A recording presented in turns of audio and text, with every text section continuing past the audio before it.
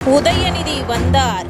மைக்கை பிடித்து இளைஞர் சொன்ன தகவல் அதிர்ச்சியான திமுக.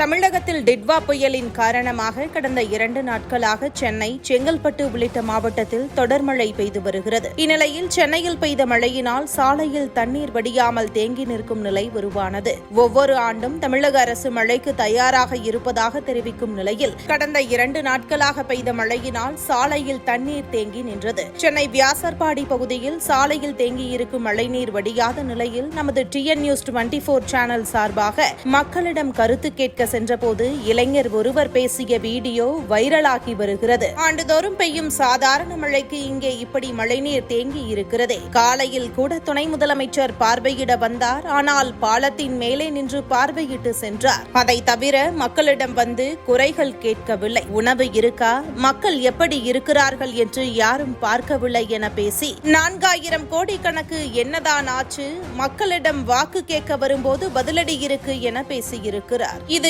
இளம் தலைமுறையினர் வரை திமுக ஆட்சி எதிர்ப்பை சம்பாதித்திருப்பதை தெல்ல தெளிவாக காட்டியிருக்கிறது.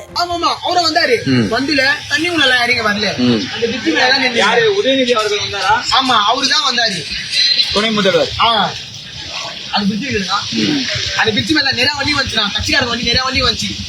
எந்த கட்சிக்காரங்கள தண்ணி உள்ள வந்து இறங்கி பாக்கல.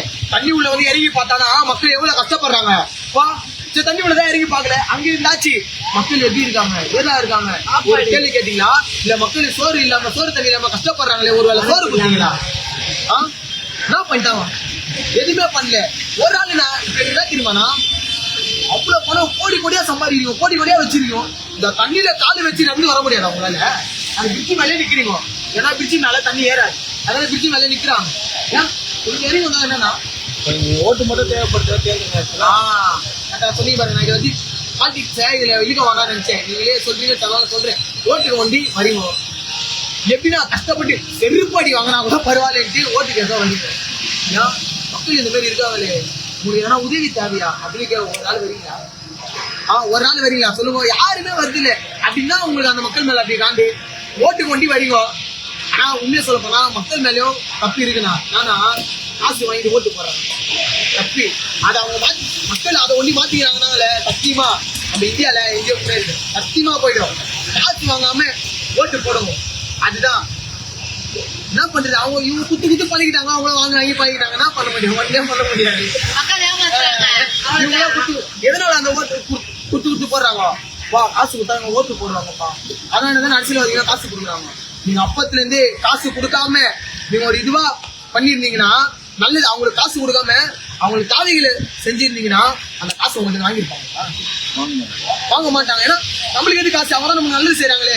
வீடு வசதியில இருந்து, தண்ணி வசதியில இருந்து, இது படிக்கிறதுல இருந்து, அதுல எல்லாத்துலயுமே நல்லதான் செஞ்சு தராங்க. அப்படின்னு நம்ம அவங்க கிட்ட காசு வாங்குறது மக்களுக்கு ஒரு எண்ணம் ஒண்ணு போகும். காசு வாங்கியிருக்க மாட்டாங்க. அதனால ஓட்டு அவங்க நல்லா நம்மளுக்கு செய்யறாங்க பார்த்து அவங்க ஓட்டு போலாம நினைப்பாங்க. எங்க செய்யறாங்க எல்லாம் செய்யறாங்க இல்லைன்னா சொல்லியிருந்தானாங்கிறாங்க. உண்மையான இதுதான் எல்லாமே இது தண்ணி அடிப்படை வசதி அது செஞ்சு கொடுக்குறோம். இது எல்லாருக்கும் இல்லாதப்பட்டவங்க வீடு கொடுக்குறோம், அது கொடுக்குறோம், சைக்கிள் கொடுக்குறோம், லேப்டாப். இப்போ அளவு அவ்வளோ தண்ணி இருக்கும்போது ஒரு ஆள் வந்து என்னடா இது மக்கள் அவ்வளோ கஷ்டப்படுறாங்களே, தண்ணியில இவ்வளோ இது பண்றாங்களே, வேலை இல்லை, யாருமே காலையில் இப்போ கிடைக்காது இந்த மழையில. எங்க இப்ப சொன்னா தண்ணி காலி ஆயிட்டணும் எல்லாருமே தண்ணியை போக வச்சிட்டோம். 4000 கோடி வீண் போகல. 4000 கோடியில சத்தியமா மக்கள்கிட்ட கொடுத்தா மக்களே நல்லா செலவு பண்ணுவாங்க. ஏன்னா அந்த 4000 கோடி மக்கள்கிட்ட கூடி மக்கள் செலவு பண்ணுவாங்க, மக்கள் போடுவாங்க.